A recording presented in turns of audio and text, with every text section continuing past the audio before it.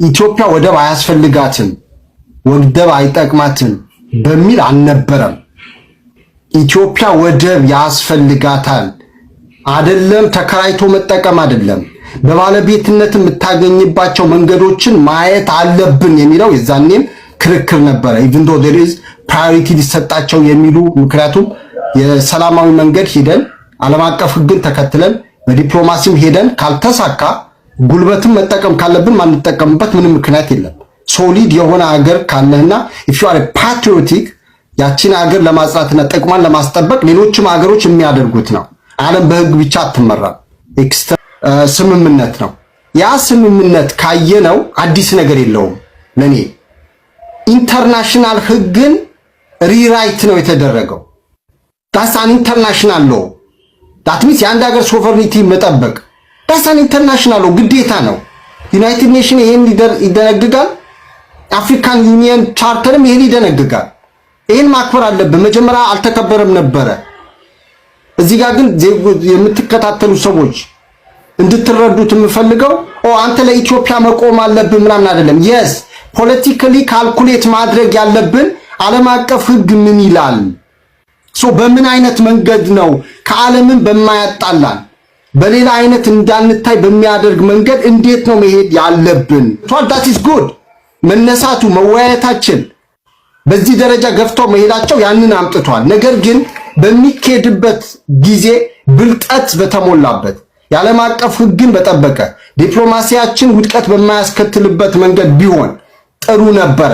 ሌላኛው ነገር በዓለም አቀፍ መድረክ የምንገኝበት ጉዳይ ተግባራዊ ለማድረግና ለማስፈጸም መጀመሪያ ቅድሚያ መሰጠት አለበት ኢትዮጵያ ያለችበት የውስጥ ችግሯን የመፍታት ጉዳይ ነው።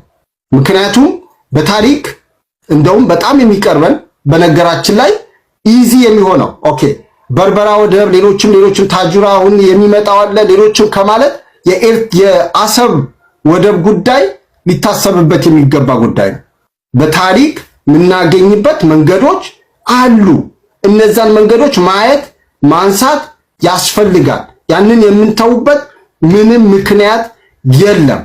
ከሶማሌ ጋር የተፈራረመችው ዶክተር አብይንም ኢትዮጵያንም ያዋረደ ነበር የሚል እንሰማለን። በመጀመሪያ ደረጃ ወደብ በርን የሸጠብንን በዚህ መልክ በወቀሳችሁ ኖሮ ነበር። ወደብ በርን ያሳጡንን የዘመናት መሪዎቻችንን በዚህ መልክ የዲፕሎማሲ ውድቀት ነው የገጠመን ባላችሁ ነበር። ለኔ ዲፕሎማሲ ድል አጀንዳ አርገ እንደ ትውልድ ማውራት የጠቅላይ ሚኒስቴሩ ድል ነው። የዛሬ 20 ዓመት ገና ወደ ኢንሳን ሲመሰርት በወቅቱ የነበሩ የኢህአዴግ ባለስልጣኖችንና የኢህአዴግ ጀነራሎች ሰብስቦ ኢትዮጵያ ወደ ቀይ ባህር መመለስ የህልውና ጉዳይ ነው። አሁን ያለ የዓለም አቀፍ የጂኦፖለቲክስ ኢኮኖሚ በዚህ መልክ አይቀጥልም። አለበለዚያ ከደህንነት ለመውጣት የምንጥር ከሆነ ኢትዮጵያ በምንም ሁኔታ ወደ ቀይ ባህር መውጣት አለብን ብሎ የተናገረው የዛሬ 20 ዓመት ነው። ቪዲዮ ቁጭ ብሏል። ስለዚህ ኢሹ ሲያነሱ ምንድን ያሉት? አንድ ወንድሜ ጠቅላይ ሚኒስትር መለስ ዜናዊ እንዲህ ብለዋል የሚል ንግግር ሲናገር ሰምቻለሁ። ንጋሶ ግዳዳ ስለ ቀይ ባህር ሲያነሳ ነፍሳቸውን ይማር ፓርላማ ላይ ነው ያለው ቪዲዮ። መለስ ዜናዊ የመለሰላቸው መልስ የሞኝ ዘፈን ሁልጊዜ ለቅሶ ነው ብሎ ነው ያሳቀባቸው። ኦሬዲ የቀይ ባህር ጉዳይ ሞቷል አታንሱ የሚል መልስ ነው። በኢህአዴግ ፖሊሲ ውስጥ ስለ ቀይ ባህር ማንሳት ተስፋፊነት ወይም የዱሮ ስርዓት ናፋቂነት ነበረ የሚያስብል። ዲፕሎማሲ ድል ማለት እኮ ጠቅላይ ሚኒስቴሩ ወጥቶ ኢትዮጵያ ከጦርነት መለስ ከጎረቤት ሀገሮቻችን ጋር ሰጥቶ መቀበል መሪ ላይ በተመሰረተ ኢትዮጵያ የቀይ ባህር የወደብ መውጫ ማግኘት አለባት። ብዙ ሚሊዮን ህዝቦች ነን እኛ። ኢኮኖሚያችንን ለማሻሻል ለማኖር የህልውና አደጋ የህልውና ጉዳይ ነው። ይሄን ጉዳይ አሉ ወደ ህዝብ እናምጣው። እኛ ጊዜ ባይመለስ ትውልድ ሊመልሰው ይችላል። ይሄን ጥያቄ ግን ማውራትን መፍራት መተው አለብን። ነገር ግን ለሁሉም ጎረቤቶቻችን ጥሪ ቀረበ። በሰጥቶ መቀበል በሰላማዊ ድርድር የወደብ በር እንዲሰጠን ጥሪ ቀረበ። ሶማሌላንድ አላሉም፣ ጅቡቲን አላሉም፣ ኤርትራን አላሉም፣ ኬንያን አላሉ። በጥቅል ነው ጥሪ ያቀረቡት። ሁሉም አፋቸውን ዘጉና ዝም አሉ። ለምን? ኢትዮጵያ ወደ ቀይ ባህር መመለስ የኢትዮጵያ ኢኮኖሚ መንሰራራት የሉዓላዊነታችን ይደፈራል ብሎ ስለሚፈሩ የዚህ ጊዜ የራሷ ችግር ያለባት ሶማሌላንድ እኔ ያለው አለች፣ እጅ አወጣች። እኔ ያለው አለች። ጠቅላይ ሚኒስቴሩ ኦኬ ሌሎቻችሁ ዝም አላችሁ፣ ዝም ካላችሁማ ቆይ እኔ እዚህ ጋር ልሞክር። ምክንያቱም ተራራ ላይ ወጥተህ ድምፅን ካላሰማ ለምን ጮኸ ብሎ የሚያዳምጥ ሰው ካጣ ሶማሌላንድ ህጋዊ ዕውቅና ያላት ሀገር ባትሆንም ሌሎች ሀገሮች ግን ከሶማሌላንድ ጋር ሶማሌን መቃዲሾን ሳያናግሩ ዲፕሎማሲ ንግግር ያደርጋሉ። ሶማሌላንድ የራሷ ፓስፖርት አላት፣ የራሷ ገንዘብ አላት፣ በየሀገሩ ቁንጽላ ጽሕፈት ቤትን ያቋቁማሉ። ይሄንን ሶማሌ መቃዲሾን ጠይቋል። ጠቅላይ ሚኒስቴሩ የጅምር መፈጸም በሁለቱ ስምምነት ነው። ስለተፈረምክ ተፈጸመ ማለት አይደለም። ተፈራረሙ፣ በውስጣቸው በዚህም ችግሩን በዛ ችግር ተጓተተ። ይሄ ጉዳይ የመድረክ የዓለም አቀፉ ጠረጴዛ ላይ አስቀመጠላቸው ማለት ነው። ዲፕሎማሲ ማለት ምን ማለት ነው? ውድቀት ማለት ምን ማለት ነው? አጀንዳ እንደ ፖሊሲ እንደ አገር መሪ እንደውም ከዚህ በኋላ ከጠቅላይ ሚኒስቴሩ በኋላ የሚመጡ መሪዎች የኢትዮጵያ የወደብ በር የመጀመሪያ የኔ ጉዳይ ነው ብሎ የሚመጣ ጄኔሬሽን ትውልድ እንዲፈጠር እሹ አደረገ። እኔና እናንተ እኮ እዚህ የተወያየ ነው። ጠቅላይ ሚኒስቴሩ ይሄንን ውል ባይፈርም ኖሮ እሹ ሆኖ እዚህ አጀንዳ እናነሳውም ነበር፣ ይነሳ ነበር፣ ተነስቶ ነበረ ከዚህ በፊት ዓለም አቀፉ ጉዳይ ኢትዮጵያ የወደብ በር ታስፈልጋለች ብለው ለኛ አንሰው ተውልናል፣ አላነሱም። ከዚህ በፊት የነበረ ስርዓት ምኒልክም ይሁን ጠቅላይ ሚኒስቴር መለስ ዜናዊ የወደብን በር ሲያሳጣን የኢትዮጵያ ሕዝብ በዚህ መልክ መንግስትን ለመተቸት ለማንጓጠጥ የዲፕሎማሲ ውድቀት ነው ብሎን ለመንጫጫትም ሲሮጥ ሲናገር አልሰማንም። ከግለሰብ ቅናት ነው የምታዩት ወይስ ከአገር ብሔራዊ ጥቅም ነው ጥቅምን የምታዩት? እንደውም ለኔ ቴዲ ጧት ስትናገር ሰምቼ ነበረ። ገና ቅድም ስትገባ ግብጾች ኢትዮጵያን ጠላቶቻችን ናቸው ብሎ ለትውልዳቸው ትምህርት ያስተምራሉ። አባይ የህልውናችን ጉዳይ ነው ብሎ ያስተምራሉ። እኛም ለትውልድ የአሰብ በር በመሪዎች ስህተት የተወሰደብን ስለሆነ አንድ የሚወለድ ትውልድ ኢትዮጵያ የወደብ በር በአሻጥር የተቀማች ሀገር ስለሆነች እሷን መልሰን ማግኘት የናንተ የመኖር እጣ ፋንታ ይወስናል ብለን ትምህርት ማስጠት አለብን። ይሄንን ነው መድረክ ላይ ያመጡት ጠቅላይ ሚኒስቴሩ። ይሄም ማድረግ ኢትዮጵያ በፖለቲካ በዲፕሎማሲ ጠቅላይ ሚኒስቴሩም ወደቁ፣ ኢትዮጵያንም ጣሉ። ዝም ቢሉ ነበር የሚወርቁት የሚያልፉት። ይሄን ኢሹ አጀንዳ አድርጎ በፖሊሲያቸው በመንግስታቸው ወደ ጠረጴዛ ባመጡ ነበር የማይወርቁት። ሶማሌላንድ ሶማሌ ዋናዋ እኮ የመጀመሪያ ሶማሌላንድ ጥሪ ሮጣ ከመጣቷ በፊት ሶማሌ ራሷ አሁን መሳሪያ ግብፅን ጭና ኤርትራ ጋር ሄዳ ጦርነት ሙከራ ከማረጋዋ በፊት አይ ከኢትዮጵያ ጎረቤቶች ሀገሮች ጋር እኔ ያለው ወደ በሩን በመግባባት በመስማማት እኔ ሰጣቸዋለሁ ብትል ኖሮ እኮ ጠቅላይ ሚኒስቴሩ ከሶማሌላንድ ጋር ይሄን ስምምነት አያደርግም። ሁሉም ዘጓፋቸውን የራሷ ኢሹ ማንኛውም አገር ከራሱ ብሔራዊ ጥቅም እንጂ ካንተ ጋር ድርድር የሚያደርገው ላንተ አዝኖ መላክ ስለሆነ ስላዘነልህ አይደለም። ግብጽ ምኗ ተነክቶ ነው ጦር የምታሳብቀው? ኤርትራ ምኗ ተነክቶ ነው ጦር የምታሳብቀው? ዛሬ ያ የጦርነት ከበሮ ሲመታ ደስ ያላቸው ሰዎች ጦርነቱን ማቆም ለምን አልተደሰቱም? የዲፕሎማሲ ድል አይደለም ጦርነትን ማስቀረት። ከዚህ በላይ ምን አይነት ዲፕሎማሲ ድል ነበረ? ጦርነት ብናረግ ነበረ ዲፕሎማሲ ድል ጠቅላይ ሚኒስቴሩ የሚያመጡት ብለን ነው ዲፕሎማሲን የምንገበግመው። በዚህ መልክ ነው የማየው።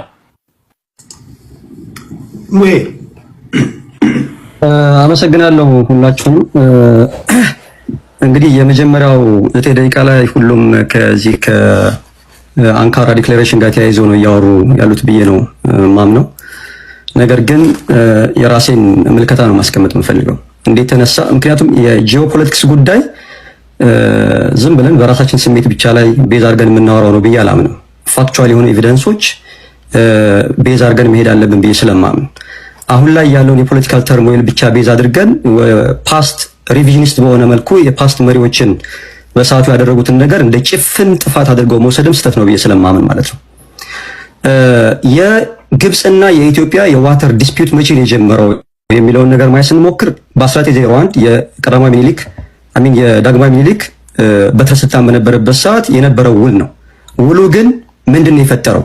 ውሉን ግብጾች ሚስ ኢንተርፕሬት አድርገው ኢትዮጵያን መጠቀሚያ ለማድረግ ነበር የሄዱት። the same thing የውጫሌ ውልን ሚስ ኢንተርፕሬት አድርገው ጣሊያኖች ፕሮፓጋንዳ ሰርተው ያን ሁሉ ጦርነት ውስጥ እንደገባ ነው ማለት ነው። ይሄን ለማየት እኔ አይደለሁም እንዴ ተናገርኩ ያለሁት።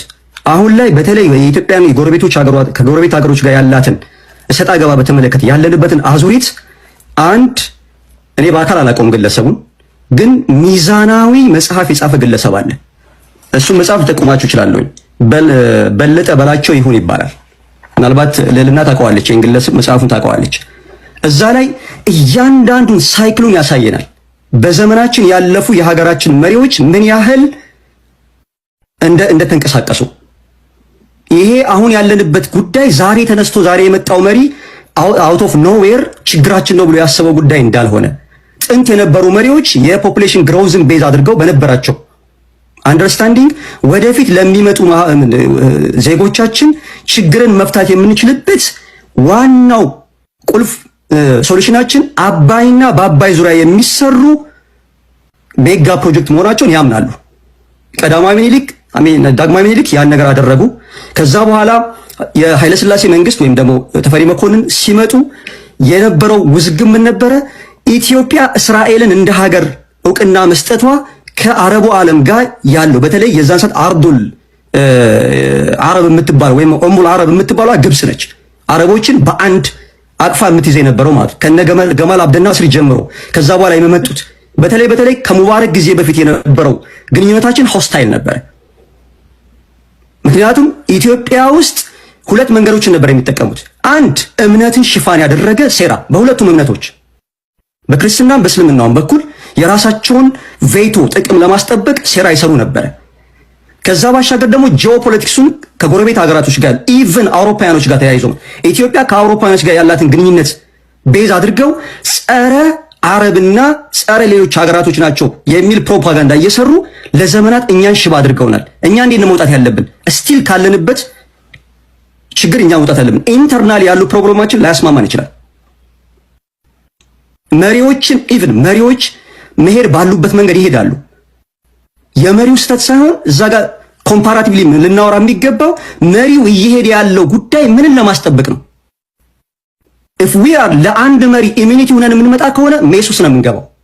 አብይ አህመድን ፕሮቴክት ለማድረግ የምንቀሳቀስ ከሆነ፣ ሚኒሊክን ፕሮቴክት ለማድረግ የምንቀሳቀስ ከሆነ፣ አፄ ኃይለ ሥላሴን ፕሮቴክት ለማድረግ የምንቀሳቀስ ከሆነ ሴንቲመንት ጋር ከሆነ ኢንታይትልመንት ጋር ሆነ ብዙዎችን ስላየው ነው ሰሞኑን አሁን ከአንካራው ዲክሌሬሽን በኋላ እዚህ አንተ ቤት መጥተው በጣም መላእክ ለመሆን የሚሞክሩ ሰዎች ኢንክሉዲንግ ማይሰልፍ የተለየ ቢዛር የሆነ አስተሳሰብ አለ when it comes to ከሆነ ነገር አታች ያደርጉ ሰዎች ሲመጡ ማለት if somebody የሆነ ነገር ከሆነ ነገር አታች አድርጎ ከመጣ ኮምፕሊትሊ እኔን ትሪገር የሚያደርገኝን ነገር ሲናገር ዝም አልለውም። I'm emotionally intelligent ኢሞሽናል እንዴት ማን ድራይቭ እንደሚያደርገኝ አውቃለሁ፣ እንዴት መመለስ እንዳለብኝ አውቃለሁ። ያን ሰው ዝም ለማስባል ማለት ነው። ግን ሀገርን ቅድሚያ የምናረግ ከሆነ አሁን እየተሰራ ያለው ነገር በ1956 እና 57 የአፄ ኃይለ ሥላሴ ዘመነ መንግስት ላይ የተሰሩ ስምምነቶች እንደ ቤንችማርክ ተደርጎ የተሰራ ያለው ያንን አንብቡ እና አንብቡላችንም ከጭፍን ወገንተኝነት ከጭፍን ጥላቻ ወጥተን በዛ ላይ ተንተርሰን ያሉትን አሁን ከረንትሊ ያለውን ጂኦፖለቲክስ ባማከለ መልኩ ስራዎቻችንን እንስራ። ፕሮፓጋንዳ ማሰራጨት በጣም ቀላል ነው። መጽሐፍም አለ እንዴት ፕሮፓጋንዳን መጥመቅ እንደሚቻል። ይሄንን የጻፉን አሜሪካኖች ናቸው። ስለዚህ በዚህ ነገር ላይ ብንሆን አንዳንዶች ኢንክሉዲንግ ማይሰልፍ መስራት ያለብን ጉዳይ አለ። if we are looking the big picture ኢትዮጵያ እንደ ሀገር እዛ ውስጥ ያለውን ሁሉም ዳይቨርሲቲ ባማከለ መልኩ መስራት አለብንና የሆነ ነገር መጣል አለብን ብለን ካሰብን ጊዜው አሁን ያለንበት ነው። ለኛ ፓስት is not within our control አይደል? አልፏል። ፊውቸርም ከኛ ኮንትሮል ውጪ ነው። ከረንት ግን አሁን ያለው በእኛ ኮንትሮል ስር ነው ብዬ ነው የማምነው። እኔ ከልልና ጋር የሚኖረኝ እኔ ከጸደይ ጋር የሚኖረኝ እኔ ከቴዲ ጋር የሚኖረኝ ነገር ከኢንታይትልመንት ውጪ ሀገርን ቅድሚያ የምናደርግ ከሆነ የትኛውንም ኢንታይትልመንት ከሆነ ችግሮች ይፈታሉ ብዬ አምናለሁ። አሁን ችግሩ ከኢንታይትልመንት ውጪ ነው። ለምሳሌ በሰሜን በኩል የሚፈልጉ ሰዎች ኢንታይትልመንታቸው አንድ ነገር የተያያዘ ነው። መለስ ዜናዊ ሂስቶሪካል ስህተት ፈጥሯል የሚል እንትን አላቸው። በደቡብ በኩል ያለውን ጉዳይ ደግሞ ከምኒልክ ጋር የሚያገናኙ ሰዎች አሉ። የሱዳንና የኢጅፕትን ጉዳይ ከምኒልክ ጋር የሚያገናኙ አሉ። የሶማሌላንድ ሶማሊያ ኢትዮጵያን ውዝግብ በተመለከተ ከተፈሪ መኮንን ጋር ከመጀመሪያው ጅምር ስልጣናቸው ጊዜ ጀምሮ ፕሮቪንሻል ሊደርሺፕ ውስጥ ከነበሩበት እስከ ስልጣናቸው ድረስ የነበረውን ጊዜ እኛ እንድንባለበት እንደ አጀንዳ ያመጡልናል። እኛ ምን ላይ ቆመን ነው መስራት ያለብን? መሪዎች እንዳየነው ነው። እኛ እኮ እኔ ለምሳሌ 1956 የሚባለው ነገር በህልም እንኳን አይመጣም ነው ጋር I was not there። ግን አሁን ላይ ሳስበው እነዛ መሪዎች with all their problem ለኛ ሲያስቡ ነበር። ይሄ የመሪነት ሚና ነው ብዬ ነው የማምነው። ነገር ግን ኢንታይትልመንታቸው ከዙሪያቸው ካሉ ሀገራት ጋር እሰጥ አገባ አስገብቷቸዋል። እስካሁን ድረስ ያ ችግር አለ። ያ ችግር ሲፈታም ሲመለስ ይኖራል። ለምሳሌ በሁስኒ ሙባረክ ጊዜ ሁስኒ ሙባረክን እንደ አንድ ኢትዮጵያዊ ከሪሊጅን ፐርስፔክቲቭ ላልደገፈው ይችላል።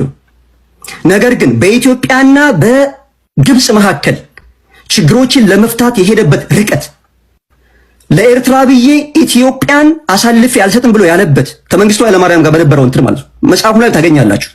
ፋክቹዋል የሆኑ ኤቪደንሶችም ታገኛላችሁ። ሊንኩን ሄዳችሁ ካነበባችሁ ማለት ነው።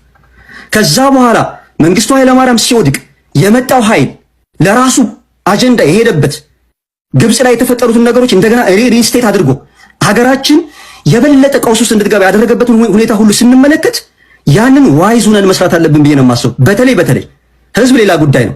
መሪዎች ግን አሁንም ድረስ አሉ። ግብጽን የምናይበት የግብጽን ህዝብና መሪዎቿን የምናይበት የኤርትራ ህዝብና መሪዎቿን የምናይበት የሶማሊያ ህዝብና ከዛ በኋላ ወጥቼ ደግሞ በራሴ በሚናገራቸው ሚዲያዎች የነበረኝን የራሴን ምልከታን አስቀምጬ ነበር። ሜሞራንደም ኦፍ አንደርስታንዲንግ ላይ አይደለም ብዙ ኢትዮጵያውያን ልዩነቱ የነበራቸው በኔ መረድ አካሄዱ ምንድነው ነው።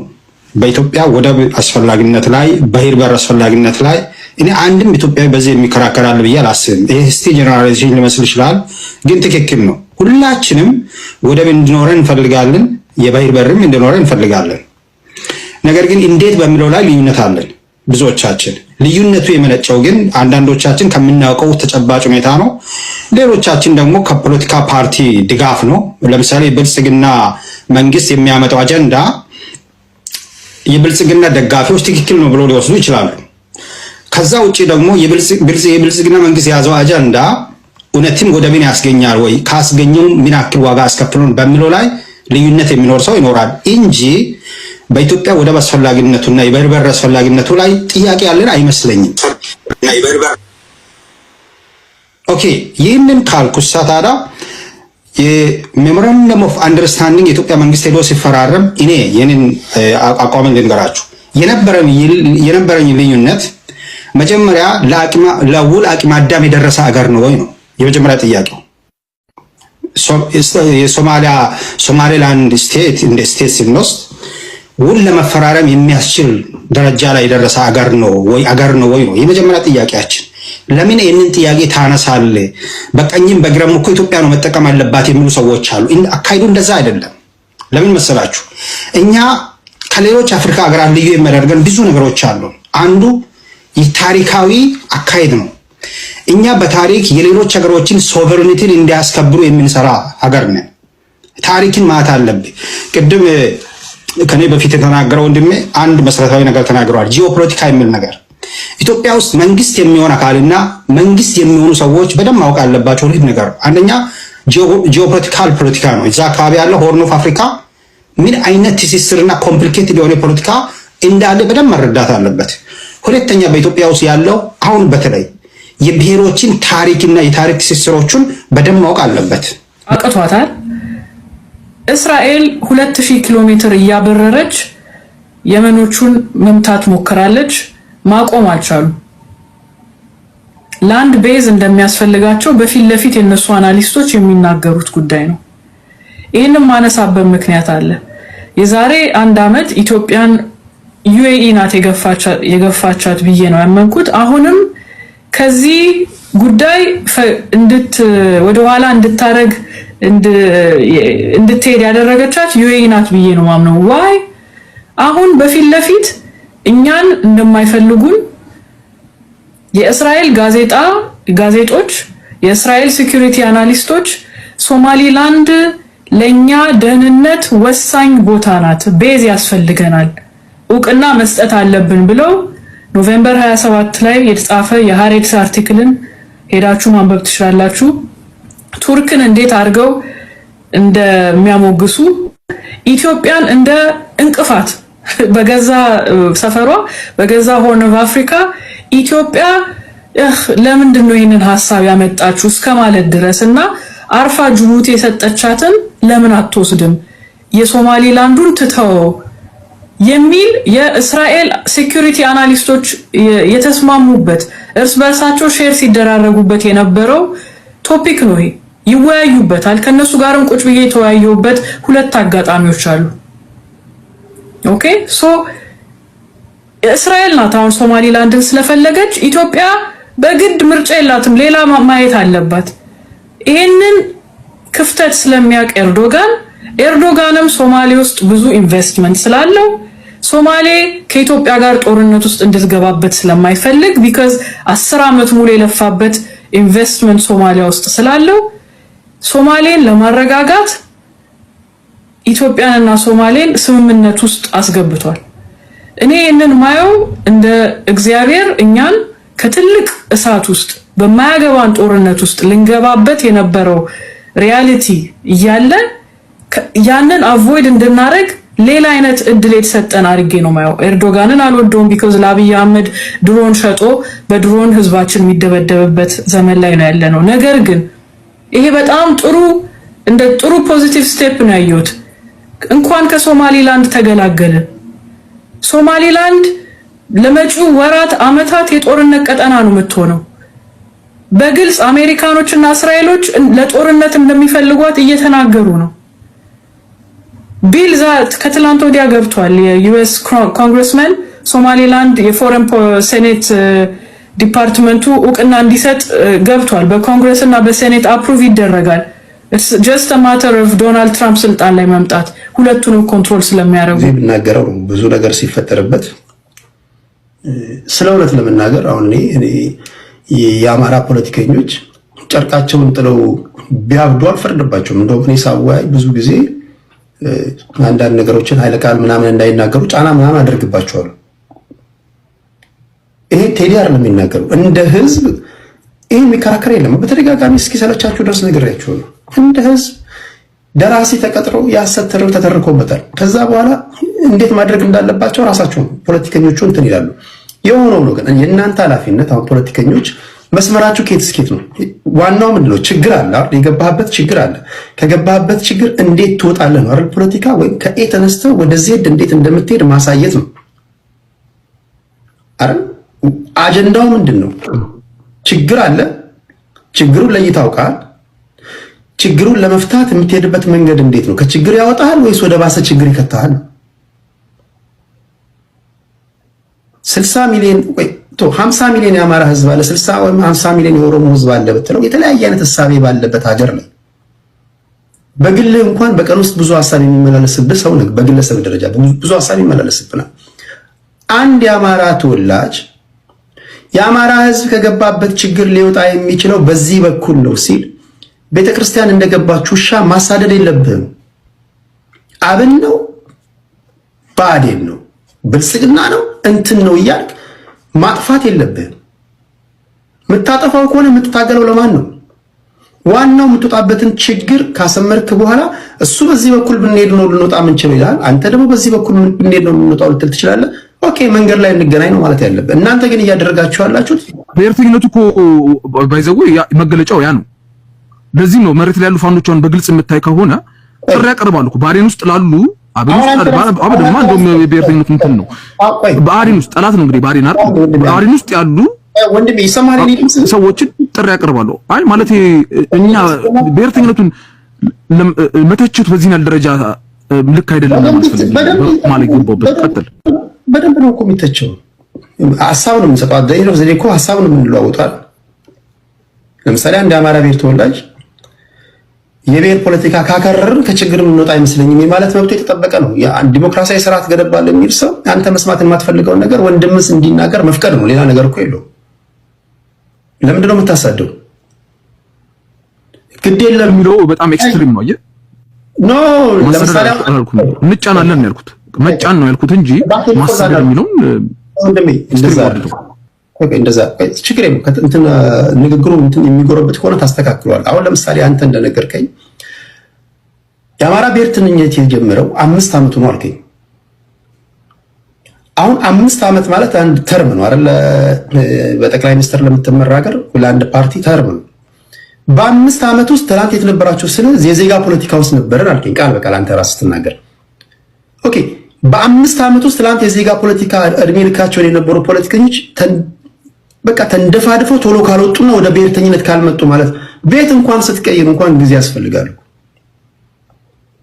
ጫማ ስትይዝ፣ ስትቋጥር፣ ስታሽግ፣ ሄደ ቤትን ስታጸዳ በአንድ ጀንበር ትላንት የዜጋ ፖለቲካ ውስጥ የነበራችሁ ሰዎች ደርሶ አደገኛ ብሔርተኛ የነበራችሁ ይመስል ካልወጣችሁ የዜጋ ፖለቲካ ነው የምታቀናቅኑት ምናምን ብላችሁ የጎንዮሽ ተኩስ ውስጥ ነው የገባችሁት። በመሀል ምን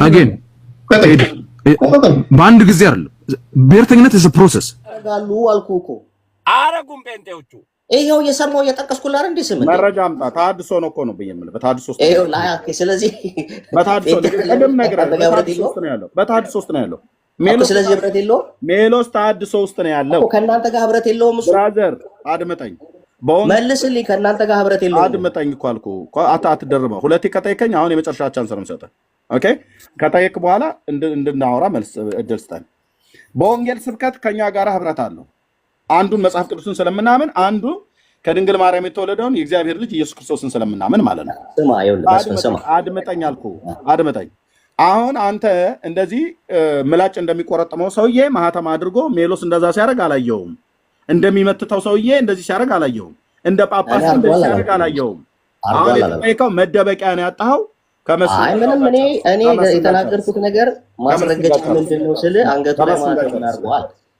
እንደውም ከታድሶን በላይ ፕሮቴስታንቶች ብዙ ያደርጓል። አሁን ኖርማል በቃ ክርስቲያንነት መገለጫችን ነው። አንድ አታመጣም። በጣም ብዙ አንድ አታመጣም እኮ አልኩህ። እሺ እሱን ብዙ አንድ አታመጣም እኮ አልኩህ። አንዲት እኔ ነኝ ጴንጤው። እሺ አንድ አታመጣም። አንድ ጴንጤ አንተ ከታድሶ ጋር ራሱ አንድ ነን እኛ ያትለለ እንዴ? አንድ ነን ያጣ። አድምጥ አይዞህ።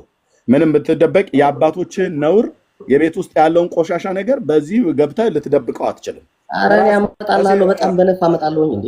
በደንብ አንገታቸው ላይ አድርገው ስታመጣ እናወራለን። አሁን የተጠየቀው ላይ ዮኒ ማኛ ላይ እንኳን የነበረችው ልጅ ብርቱካን ራሱ መስቀል አርጋ የለ እንዴ? መስፍን ለጠይቀህ መልስ መስቀል አርጋ የለ ወይ? ብርቱካን መስቀል አላረገችም? ወዳጄ መስቀሉ ምን አገባችሁ? የእናንተ ነው እንዴ መስቀል? መስቀል እኮ የጌታችን አያረጉም አልከኛ። ማህተም ነው ያልኩት።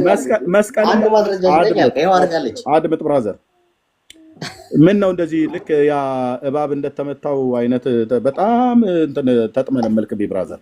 መስቀልማ የእናንተ እኮ አይደለም። መስቀል የጌታችን ኢየሱስ ክርስቶስ የተሰቀለበት የክርስቲያኖች አርማ ነው። በቤተክርስቲያናችን፣ በቤታችን፣ በልብሳችን ላይ እንደዚሁም ደግሞ በአንገታችን ላይ ከብርም ከወርቅም አሰርተን እኮ እናደርጋለን። እኔም አለኝ። ኦኬ፣ ስለ ልዩነቱ የእንጨት እኔም አለኝ። ማተም ብለህ ስትል ከማተም አልፈክ መስፍን ግን እየሰማህ እሺ፣ ዝም ብለህ እየሰማኝ ብራዘር፣ መረጃ ስለሌለህ ነው ዝም ብለው እነሱ እዚህ ጋር እየሰማኝ ብራዘር። እሺ ቆይ አንዴ መስፍንዬ አንዴ ቆይ። አሁን ለምንድን ነው የወጣባችሁ ነውርን መደበቅ ለመፈለግ የሄድክበት የመንገድ ርቀት ብራዘር እንደማያዋጣህ ለማሳየት እኔ አሁን በአንተ ክርስቲያን ላልሆን እችላለሁ አይደል? ክርስቲያን ላልሆን እችላለሁ፣ ግን እኔ ራሴ ክርስቲያን ነኝ። የወንጌል አማኝ ክርስቲያን ነኝ። ኦኬ፣ መስቀል የምን አርማ ነው እናንተ ጋር? ለምንድን ነው የምትጠቀሙበት ቤተክርስቲያናችሁ ላይ? ከብር ከወርቅ። አድምጠኝ አልኩ ብራዘር። አድምጠኝ ማለት አውራ ማለት አይደለም። ሳወራ ጥያቄ ከጠየቁ በኋላ በደንብ አድርጌ ማለት ነው። እሺ፣ እዚህ ጋር እንደዚህ ካሜራ ላዙር እና ፊቴን አይታችሁ እንዳደነግጡ ትንሽ ጨለምለም ብሏል። ኦኬ፣ አንዴ ካሜራ አልክፈትና እሺ፣ ሶሪ። ይሄ ምንድን ነው አንገቴ ላይ ያደረኩት? ወንድማችን ሀብል ነው። ሀብል ነው የሚታየኝ። ክር አይደለም፣ ማህተም አይደለም፣ ማህተም አይደለም፣ ሀብል ነው የሚታየኝ እስካሁን ድረስ። ሀብል ነው አይደል? ሀብሉ ላይ ምን አለ? ክር ወይስ ሀብል? አይ ምንም አይታየም፣ ሀብል ብቻ። እሺ፣ እንደዚህ ሳወጣው ምን ይታያል? አሁን ማህተም ይታየኛል። ይሄ ማህተም ነው? አዎ፣ ይሄ ነው ማህተም። አዎ፣ መስቀል አይደለም። ማህተም እና መስቀል እንኳን ሳትለይ ነው አሁን እዚህ ብትናገረው። ይሄ መስቀል አይደል እንዴ? ምንድን ነው እኮ ማህተም ነው ወይ ታዲያ የሚባለው? ይሄ መስቀሉን እኮ ነው አንተ ማህተም ያልኩት። መስቀል፣ ይሄ መስቀል ነው ብራዘር። ማህተም መስቀል አይደል እንዴ ወንድሜ? ማህተም ነው ወይስ መስቀል ነው? ይሄ መስቀል ነው። መስቀል ነው። ማህተም ከክር የሚሰራው ነው ብራዘር። ይሄ ሀብል ነው፣ ይሄ መስቀል ነው። ማን ነው እኔ ሊከለክለኝ ይችላል? ያው ፔንት ልዩነቱ አድምጠኝ እባክህ፣ ሀብልና ክር መሆኑ እባክህ እንለምንህ። ማህተምና እንኳን መስቀል ማትለይ ሰውዬ አሁን ምንድን ነው ከብር ነው የተሰራው ወይስ ዝም ብሎ ኖርማል ነገር ነው? በምን ምንድን ነው ታውቃለህ? ማን ነው ጴንጤ መስቀል አያደርግም ብሎ ያለ? ከምንም ይሰራ እኔ ምንም ከምንም ይሰራ አይደል? ኦኬ፣ ማን ነው መስቀል አያደርግም ብሎ ያለ? ምክንያቱ ምንድን ነው? አንተ አድምጠኝ ብራዘር፣ ማህተም ያደርጋል ጴንጤ ክር ያስራል እያልክ የምትዋሸው ታዲያ ለምንድን ነው ብዬ የምልህ። መስቀል ያደርጋሉ ነው ያልኩት። ክር አስራዳ አናውቅም። እኔ ስለ መስቀል መቼ ጠየኩ? መስቀልማ ስላለ ይኸው እኮ አሳየው፣ እኔ አውጥቼ አሳየው ማለት ነው። መስቀልማ አንተም ቅድም ያሳየን ልጁ ያደረገው መስቀል ነው። በክር አሰረው እንጂ ገንዘብ ስለሌለው በክር አሰረው። የአባቶችህን ነውር ለመሸፈን የምትሄድበትን መንገድ አይደለም። እሱም እንዳንተ እኮ አቅም ቢኖረው እኮ በዚህ በስበት ሚዩት አድርገው ከአንዴ ልጨርስ። መስቀል እናደርጋለን አንገታችን ላይ ከብር ከወርቅ እያሰራ